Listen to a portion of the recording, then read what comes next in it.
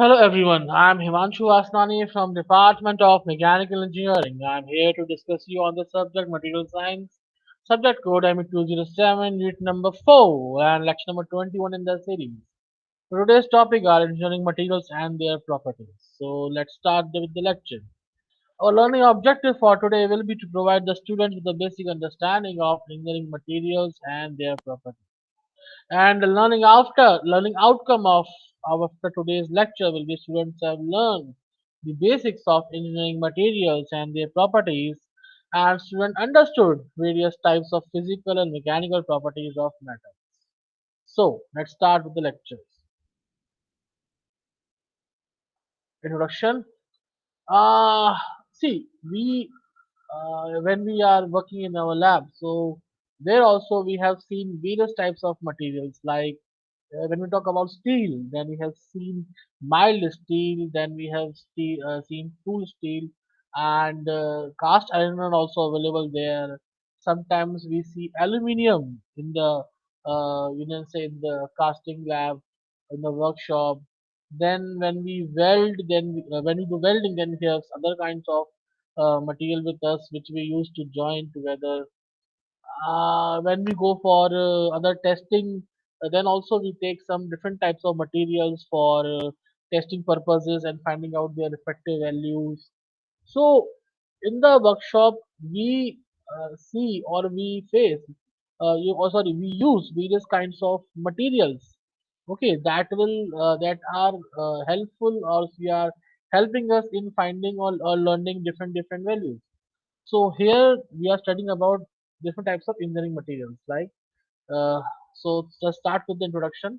The knowledge of materials and their properties is of great significance for a design. Like the machine element should be made of such a material which has properties suitable for the condition of operation. In addition to this, a design engineer must be familiar with the effects which the manufacturing processes and heat treatment have on the properties of the material. Okay, so an engineer should have a basic knowledge of the materials. Okay, and he should know that for which operation, the which properties material should possess. Okay, so the common materials that are shown in the figure, like the strength, elasticity, stiffness, flexibility, plasticity, ductility, malleability, toughness, resilience, hardness, brittleness, grip, fatigue, machinability. These all are an example some of mechanical properties, and these all will be discussed later on in the coming slides. But for now, this was just an idea. And then classification of engineering materials. So normally we classify the engineering materials as metals and their alloys such as iron, steel, copper, aluminium. Okay, and then non-metals such as glass, rubber, plastic, etc. We have been using in our workshops like iron, steel, copper, aluminium. We have been using them in our workshops also, and in our day-to-day life, we have been using such kind of non-metals like glass and rubber and plastics. Okay, so we know what materials actually look like, but the classification is like that: metals and their alloys, and then non-metals like glass, rubber, plastic, etc. Then metals. These metals are further classified as ferrous metals and non-ferrous metals. Okay. Now let me discuss the information about ferrous and non-ferrous metals. Okay. The ferrous metals are those which have the iron as their main constituent, such as cast iron, wrought iron, and steel. Okay. We have seen in our workshop also that cast iron is the main, you can say, a main constituent of the body of the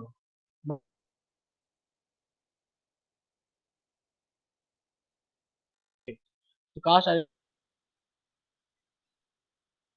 So we have seen that. You can also see that diagram also. Some common, you can say, used metals are shown in front of you, like cast iron is there, then aluminum is there, then brass is shown, bronze is shown, then steel is there, copper is there. So they have given you a slight idea what actually they look like. So when we talk about ferrous metals, they say that they are favored for their tensile strength and durability. So are often utilized in housing constructions, large scale pipings, and industrial containers. Okay. Now let us discuss about non-ferrous metals. These non-ferrous metals are those which have a metal other than iron as their main constituent. Okay, they don't have iron in that. They have a metal other than iron as their main constituent, like copper or aluminium or brass or tin or zinc, etc. Okay, so the common you can say classification of metals like ferrous and non-ferrous. Ferrous means which have iron as the main constituent, and non-ferrous metal means which don't have iron as the main constituent.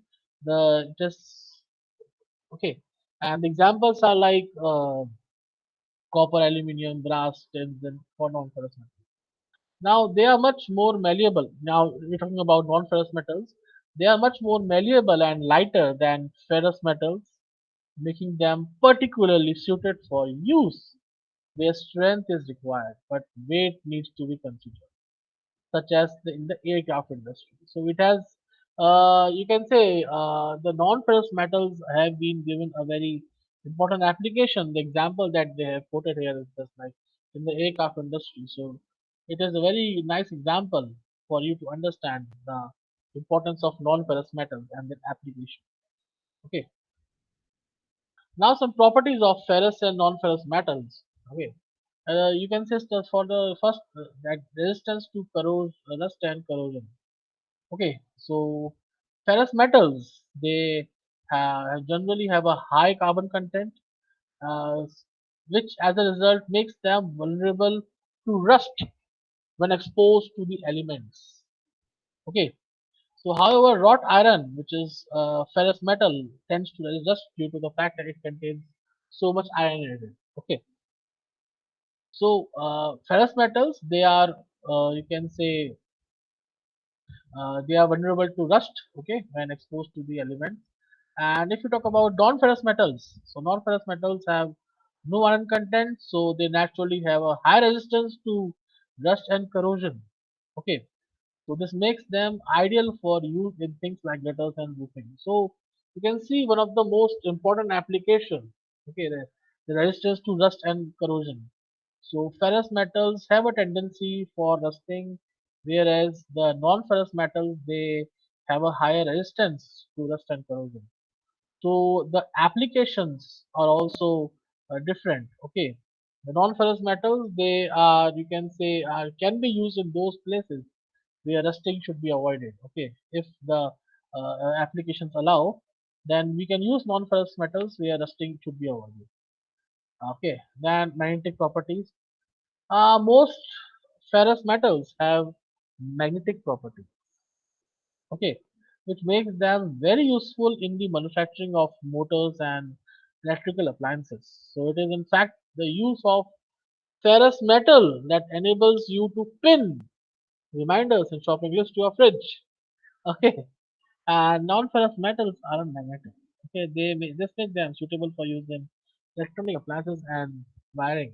So you can understand the you can say the ferrous metals are magnetic have magnetic properties. So according to that property, they are useful in motor manufacturing or in electrical appliances or okay where or various other applications where magnetic properties of metals are required. And there are also applications where their magnetism is not required, so their non-ferrous metals are used because they are not magnetic. Okay, so whereas certain electronic appliances and wiring, the non-ferrous metals are used because they are not magnetic in nature. So the last two properties are also very important in terms of application also. Okay, now the weight. Ferrous metals are heavier than their non-ferrous counterparts. This we have discussed in our previous episode. So, like if you take an example of a cast iron, which is ferrous metal. Okay, the cast iron is a ferrous metal, and if you talk about you can say aluminium as a non-ferrous metal or copper, so you can understand that the weight is of cast iron is heavier than aluminium or copper. Okay, so it is there. Then cost. Non-ferrous metals are usually more expensive than ferrous metals. Okay, now, this is because they are higher in demand and they tend to be as a good supply as they don't tend to be in a good supply as ferrous metals. Okay, because they say that the supply of ferrous metals is good okay, and normally you can say the demand of you can say non-ferrous metals is more. Okay, so non-ferrous metals they are expensive than ferrous metals because the demand is high and they are you can say not in good supply. So automatically the cost rises in the case of non-ferrous metals. Recycling, both non-ferrous and ferrous metals are recyclable. Okay, non-ferrous metals are can be recycled time and time again because they don't degrade or lose any chemical properties during the recycling process. Okay. Now, this is a good property of non-ferrous metals because you can say it is saving the cost also. Okay, so once when you recycle it, the non-ferrous metals they don't lose their properties, especially the chemical properties during the recycling process. So which is a good thing. Then ferrous metals they need to be melted and purified and then compacted into solid blocks. Okay. Now, this is the way the ferrous metals are recycled. Okay, they are recycled and compacted into solid blocks. Okay. But before that, when they are melted, they are also purified. Okay, the impurities are removed and then the ferrous metals are compacted into solid blocks. Okay, then we go about non-ferrous materials. So as non-ferrous materials are relatively scarce, okay, so it's important to be recycled. Okay, however, all scrap metal should be recycled as it helps to reduce the amount of waste sent to the landfill. Okay, because what happens that if the wastage is there, then automatically where it will go, it will be thrown on the land and it will occupy space on the land. So automatically the waste is occupying the land also. So it will when you recycle that material. So what happens? The occupation, the space occupation on land will reduce automatically. So it is saying that all the scrap metal should be recycled as it helps to reduce the cost, sorry, reduce the amount of waste sent to landfill. Okay, decreases greenhouse gas emissions. Okay, and the protects the environment and saves energy on natural source extraction. Okay, so here in this way you can understand that the recycling of non-ferrous materials is very helpful. Okay, and one more thing when we're discussing about the cost, then we also the point came when we're discussing about cost that the supply of non-ferrous metals is also not good. Okay, it is less. So if the availability is less, so automatically the recycling should be there. Okay, so non-ferrous metals should be recycled. Okay, and it will automatically help you to protect the environment, protect the land space, and the greenhouse emissions will be reduced. And the most important thing that it will save energy on natural source extraction. Okay. Uh, of ferrous metal examples. Okay, some ferrous metal examples and their uses. You can say that some of the commonly found examples of ferrous metals that include steel, cast iron, and wrought iron. So in the workshop also you might have encountered with all these three kinds of ferrous metals. Okay, while machining or while understanding things or while doing various experiment, you might have come across these three common kinds of ferrous metals. Okay, like steel. Renowned for its toughness and machinability, steel is most widely used in the construction and manufacturing industries. Okay, so one of the highest demanded ferrous metal, steel. Okay, that has applications in the construction and manufacturing industries. Okay, you also might have encountered various steel products in your day-to-day life. Okay, having a good amount of toughness and machinability means that ability, the ease with which the machining can be done. Okay, so it has a good machinability. Okay, then we go with the cast iron.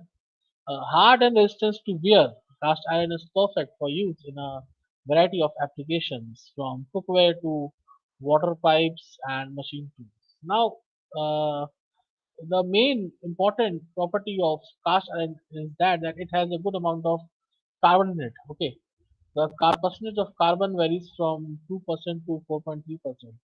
So having this much amount of carbon will automatically give hardness and wearing resistance to the cast iron. Okay. So based upon these two important properties, hardness and wear resistance, the cast iron has its usage in numerous applications. Okay. The numerous applications may include like making of machine tools with the help of cast iron, or some water pipes, because that should be strong enough to withstand certain nature, you can say, issues. And somewhere in cookware also it is used, because it will provide you the, because some, you can say, hardness is required in that. So cast iron has its applications too much. Then wrought iron, slightly different to most other ferrous metals. Wrought iron resists corrosion and oxidation.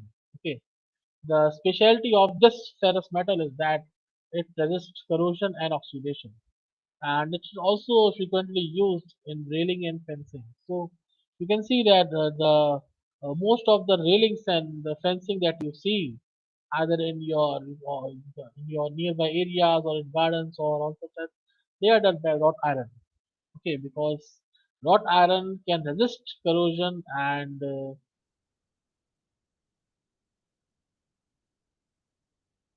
this US, which has given its application in fencing and building. Okay, that's the problem. Now, non-ferrous metal examples and uses. Apart from ferrous metals, non-ferrous metals have also their application, and this is a commendable thing that the most commonly used non-ferrous metal is aluminium. And if we talk about the workshop, then after mild, the second most important material uh, that is used in workshop for various tests and we can say applications is aluminium. So aluminium, not only is aluminium lightweight, but it can also be easily with machined and welded.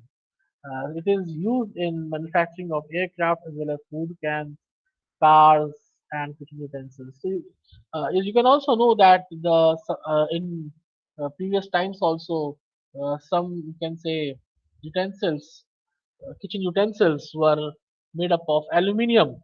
Okay, and the food cans nowadays obviously use some aluminum in it. Car bodies are made up of aluminium. Okay, so you can see the wide application the this non-ferrous metal aluminium has. Okay, and the, you can say, the USP is this is lightweight. Okay, and durability. So due to these reasons, it has applications in a wide zones like manufacturing of aircrafts or cars or kitchen utensils or food cans. Okay, then we talk about copper. You can see the copper in the diagram on the right hand side, how it looks like. Okay, these are some of the non-ferrous metals that I have tried to arrange some images of that. So you can see how copper looks like and the brass looks like. Okay, then aluminum image is also there, tungsten is also there, and lead is also there. So some of the non-ferrous metals. I have showed you this image, or how does it look like? What is the color of this particular metal? Okay, copper. Highly ductile, malleable, and a good conductor of heat and electricity. Copper is a favorable choice for electric wiring. We know that if you talk about wires, okay, wiring, then the first element that is coming in the mind is copper. Okay, it's because of its connectivity of heat and electricity. This copper has, you can say, commendable application in electrical wiring. Okay, and also copper has high ductility. Okay, which is makes it easier to be drawn into thin wires and giving it a very commendable application, that is for uses of usage in electrical wiring. So copper, that is having it is highly ductile and malleable and a good conductor of heat and electricity. And due to this properties, the copper is a favorable choice for electrical wiring. Then lead. Now lead is has a low melting point and low tensile strength. So it is basically used in electrical power, cables, batteries, and soldering. So some applications that lead has. Okay, like in cables or batteries and soldering. Okay. Now non-ferrous metals and ferrous metals recycling. If you talk about the scrap metal, both ferrous and non-ferrous metals is highly sought after when it comes to recycling. Okay, this is because the amount of energy saved by recycling compared to mining a new metal ore is significant. If you recycle, you can say material like a ferrous or non-ferrous metal, then you can say, if you compare the cost with the mining new metal ore, it is significant in that. So recycling aluminium, for example, requires just 5% of the energy needed to produce virgin aluminium. So it's better to recycle aluminium. Let's just give an example that only 5% of the energy is needed for recycling of aluminium. Okay, as you compare it with the production of virgin aluminium from the metal ore. Okay, so then selection of materials in for various engineering purposes. Now this is a somewhat really important topic because the selection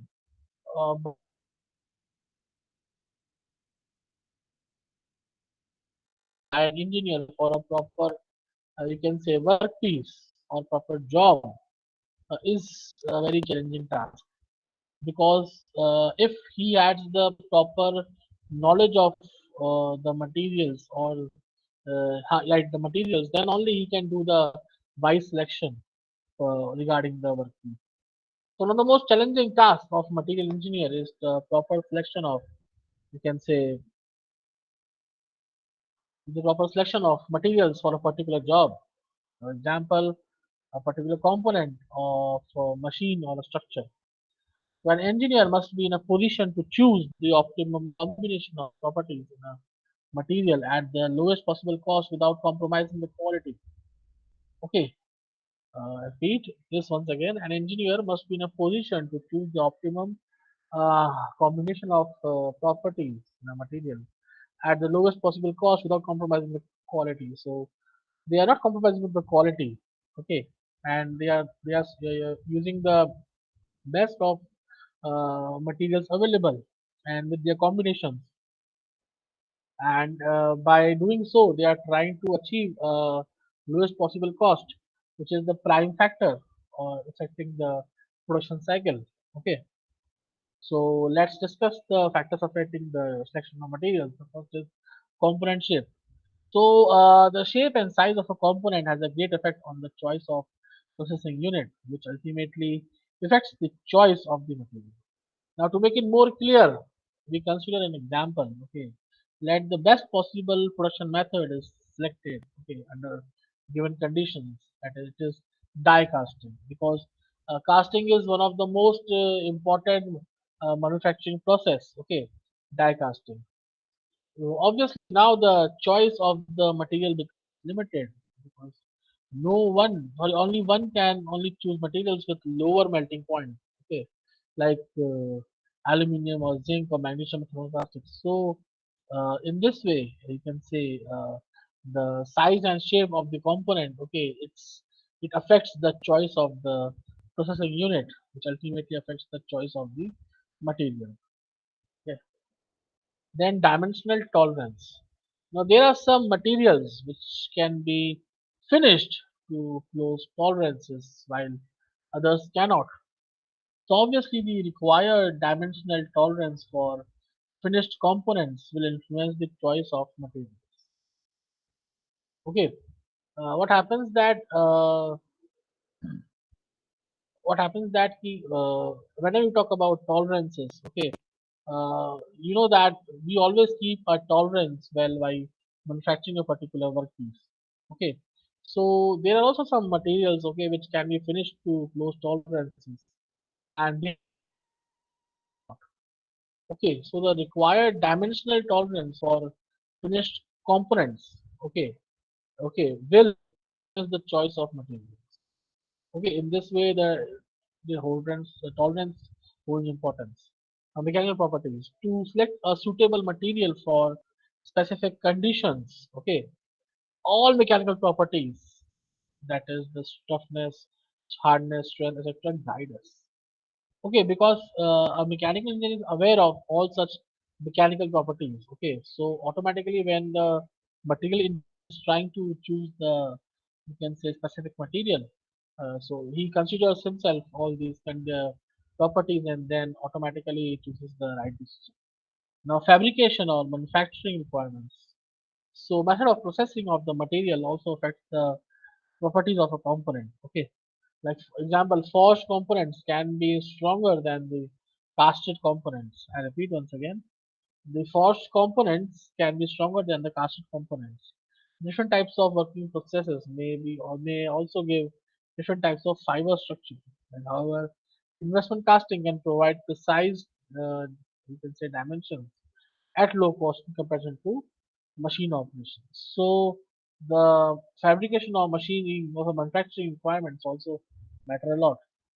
Then the fabrication requirements are like castability, example that is ease in casting a material, weldability like ease in welding a material, machinability like ease to machine a material, formability like ease to form a material, hardenability, etc. So this is how you can say understand the fabrication requirements in this. Now service requirements like dimensional stability is important, strength, toughness, heat resistance, corrosion resistance, fatigue and heat resistance, electrical connectivity. Okay, so you know that these all service requirements are also important. Okay, so you have to consider these also while selecting the material. Okay, so like it should have a good strength or not, it should have a good toughness or not. Okay, the corrosion resistance is there or not. Okay, and what about the electrical and thermal connectivity? It should be there. Now there is a diagram showing on the right hand side. It is giving that a filament of bulb needs a material like tungsten which can withstand high temperature without undergoing deformation. So you can see the application of the property of tungsten has given it a application. Okay, the property of tungsten has given it a application like the filament of a bulb. Okay, so let's move further. Now the cost. In most of the cases, now cost of raw materials accounts to about 50% of the finished cost. Okay, it costs around 50% of finished cost. Of the material is a major factor which influences the choice of the material or process. So you must note that the use of cheaper material will not always reduce the final cost of the component or product. Okay, I repeat, the use of cheaper material will not always reduce the final cost of the component or product. Use of cheaper material will be associated with higher processing cost due to large number of operations to be performed and also more scrap. Okay. Now you can easily see that this sometimes makes the overall cost more than that of expensive raw material in combination with low processing cost due to lesser number of operations and lesser scrap. Okay, so depending upon the processing cost also, you can understand how the cost of the material is affected. Okay, now this type of material affects the detailed aspects of design and hence the choice of the material as well as the process is selected at the well as the process is selected at the early design state. Example, whether the material is to be joined by spot welding, screws or rivets and must be decided at the design. It must be decided at the design stage. So this is how the cost of the material is studied and managed. The cost of processing also is there. Like in most of the industries, the processing cost, like that is the labor cost and other costs such as overhead cost, which accounts to about 50% of the production cost.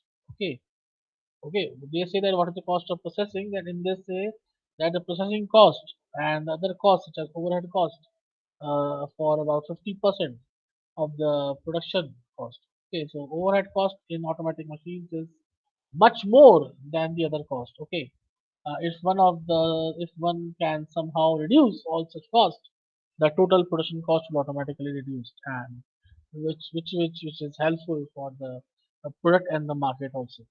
Now availability of the material. So you may find that sometimes the availability of the material becomes a governing factor. Like when the desired material supply is limited, then a costly material which is available is in ample quantity may be chosen. Now see, is this availability of the material is also very important point to understand, because what happens that it is, if the material is available, then only you can get the material. So when you see that the supply is very less, so what happens that automatically, and the demand is good, then what they will do, costly material will be available for you. Okay, if the demand is high and supply is less or limited, then it will lead to the material increase in the material cost. Okay, and then you can use it accordingly. Now the procedure for material selection. This is just a general, you can say, surface that I have tried to touch regarding the procedure for material selection. Okay, the selection of an appropriate material and and subsequent conversions into a useful product with desired shape and properties can rather be a complex process. So nearly every engineered item goes through a sequence of activities like that includes like first is design. Okay, first of all we design the design, then we go for the material selection. After material selection, we go for the process selection. Okay, we choose the design, then the material selection, then the process selection. After that, we go with the production. Okay, we go for the production, the time taken by them. Then you go for the evaluation process, and then in the last there is possible redesign or modification. So in this way, in this sequence of activities, you try to engineer the item, or you try to you can say this is the procedure for material selection. So the selection of for a specific material for a particular use. Okay, yeah, the selection of a specific material for a particular use is a very important or a very complex process. However, one can simplify the choice if the details about like operating parameters are there, or manufacturing processes are there, or functional requirements are there, or cost considerations are known. So you can simplify the choice if you know these details about the specific material, like operating parameters or functional or manufacturing processes or functional requirements or cost consideration is there. Now here are some the table is shown that which are affecting the factors affecting the selection of material. The four factors that just studied in the previous slide, like manufacturing process, functional requirement, cost consideration, and operating parameters, these all are written on the horizontal axis on the upper side, and you can see below them all the processes are written, which you can say which the factors affect the selection of material. So for the manufacturing processes, you can see that the plasticity is there, malleability is there, ductility is there, machinability is checked, and then casting processes, then weldability, then heat, then tooling, then surface finish. So you can see what kind of options are there in manufacturing processes. Okay, which affects the selection of material. Then we go with the functional requirements, like the strength is there or not, or hardness is there or not, or rigidity is there or not, toughness is there or not, thermal conductivity is there or not, fatigue is there or not, electrical treatment is there or not, heat is there or not, aesthetic looks are there or not. So these are all functional requirements. Okay, for selecting the material. Like then we go with the cost correction. Sorry, cost consideration. Cost consideration. In this you have the raw material, the most important thing. If you don't have the raw material, then what will you do? So when you talk about cost considerations, then the raw material and processing, then the storage, then the manpower, then the special treatment, then inspection, then packaging properties, and inventory, and taxes and custom duty. These are some cost considerations, and then operating parameters like on pressure, temperature, flow, type of material, corrosion requirements, environment, protection from fire, weathering, biological defects. So these are some common factors for selection of materials and their subdivisions of each factor. Okay, which is helping you in selecting the material. So one should know and understand these terms that what they exactly mean for. Now, when we talk about choosing the material for a component, let's we talk about also important factors. Okay, you can see the copper, aluminum, and zinc, and iron, and lead. Their images. Okay, they are a kind of valuable materials. Okay, valuable metals that we have. Like for material properties. Okay, when we talk about choosing the material, it's the expected level of performance from the material. Okay, you need to get the level of performance by the material. Then material cost and availability, the material must be priced appropriately, but not cheap, but right. See, the cost should be good so that the people can afford it. The cost should be done appropriately, or the product should be priced appropriately, or you can say because the people should be able to buy it. Okay. Then material must be available. Obviously, if it's available, then only you can provide it. So machine material availability is one of the important factor in this. Then processing. Now you can say that must process how to make the part, for example, casting and machining and welding. So these are the common you can say processes. Okay, no. Then and the environment, you can say that effect of that the service environment has on the part. Okay, and the effect of the part has on the environment and the effect that processing has on them means it's saying that the effect of service conditions, service requirements, and service environments. Okay, about how does it affect, and secondly, the effect of the parts on the environment, like okay, and then the processing has on the environment. So these are some important factors. Now, physical properties of metals. Now, this is another important topic that we need to discuss and understand the various physical properties of metals. Like if you talk about these metals, so it has some physical properties like density, melting point, thermoconductivity, coefficient of linear expansion. Okay, so these properties include like luster, color, size, shape, density, electric and thermoconductivity, and melting point. And some of the metals used nowadays, here you can say physical properties are shown here, and all are compared in terms of density, melting point, thermoconductivity, or coefficient of linear expansion at 20 degrees centigrade. So for aluminium, density is 2700. Okay, melting point 660, thermoconductivity is 220, and 23.0 is the coefficient of linear expansion. Now you can understand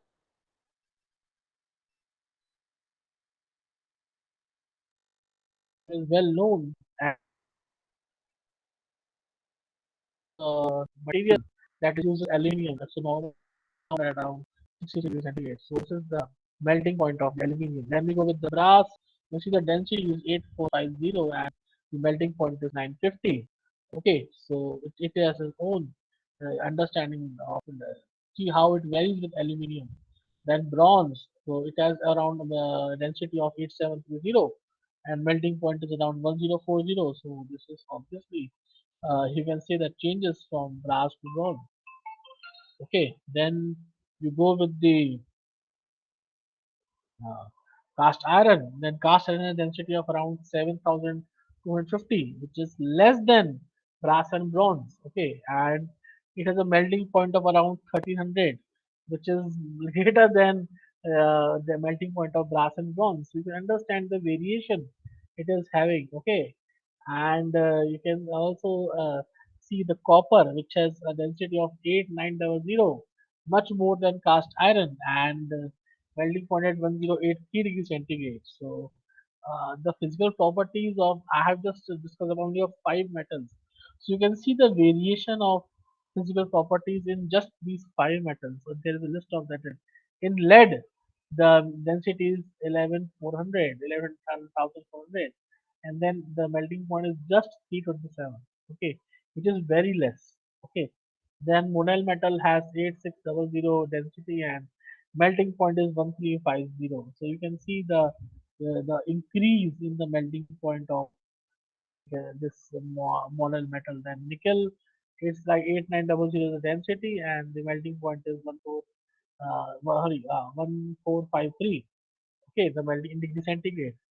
Then in silver it is 10,500, that is the density, and the melting point is 960 degrees centigrade. So steel is having 750, less than you can say, no, it is around slightly more than the cast iron. Okay, that is steel is having 7850 and the melting point is 1510, which is very high. Okay, then tin is there for 7400. That is the density of tin and its melting point is 232. Okay, which is less. Okay, the lead and tin have the least melting point. Okay, then you go with the tungsten. Tungsten is having 19,300 density. Okay, and then the melting point is 3410 temperature. Okay, degree centigrade temperature. So it's commendable. Then zinc is there with 7200 density and melting point 419. Then cobalt is there with 8850 density and 1490 degree centigrade melting point. Then molybdenum is there, vanadium is there. Okay, they have their whole density and melting point. So you have seen the variation in this. Out of all these, the highest density is with tungsten. Okay, and the highest melting point is also with the tungsten. Okay, understand the highest melting point is tungsten. Well, the lowest melting point is having with lead and sorry. Then the first is tin, and then the second is lead. Okay, so these materials have these values, respective values based upon the data that they have accumulated. Now some mechanical properties of metals. Okay, so like strength and stiffness and plasticity and ductility, brittleness, malleability, toughness, machinability, resilience, speed, fatigue. So we all hardness. We will discuss them ahead in the lecture series. Okay.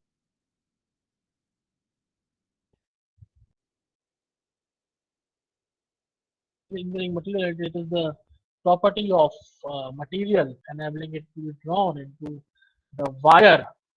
Okay, with the application of a tensile force. We call this as ductility. Okay, the ability of a material to be drawn into wires, it's ductility. Okay, that in engineering materials, it is the property of a material opposite ductility. It is the property of breaking the material with little distortion.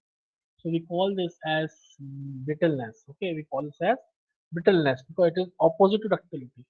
Okay, opposite to ductility. So this brittleness. Okay, then we go with the third question.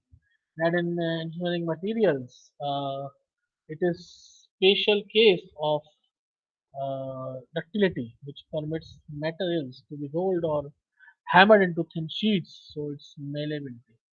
But when you think about sheets, so it's the property is straightforward malleability. Okay. Now in engineering materials, it is the property of a material, sorry, to regain its original shape after deformation when the external forces are removed. So when external forces are removed, it is obviously elasticity. Okay, elasticity has the property that the material will regain its original shape after deformation on removal of forces. Okay, so elasticity is the answer. And engineering materials, it is the property of material which retains the deformation produced under load. permanently. And this property of a material is necessary for forging and stamping in images on coins or in ornamental work. So it is called as plasticity. Okay, it is called as plasticity. Now in engineering materials, it is the property of a material to resist fracture due to high impact loads like hammer blows. So it is resisting uh, fracture, okay, on the impact of load. So it is called as toughness. Toughness is the property of material to resist fracture, even though the high impact of load is there, but it is to resist fracture. It is toughness. Then engineering material, it is the property of the material to absorb energy and to resist shock and impact loads. So it is measured by the amount of energy absorbed per volume within elastic limits. It is measured by the amount of energy absorbed. Okay, energy absorbed per unit volume within elastic limits. So it is resilience. Okay. Now the percentage of carbon in these steels range from 0.15% to 0.25%. Now it is simple low carbon steel or mild steel. Okay, this is commonly used material as a workpiece in the workshop. Okay. Now engineering materials, the percentage of carbon in these steels contain up to 0.15% carbon. So it is called as dead mild steel, which has just carbon up to 0.15%.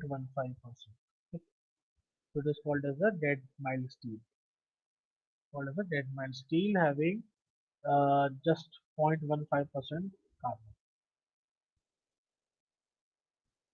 Now in engineering materials, carbon content in the steel is 0.3% to 0.6% and the strength of the steel is high. So what do we call this? We call this as medium carbon steel because it has increased the level of the percentage of carbon content.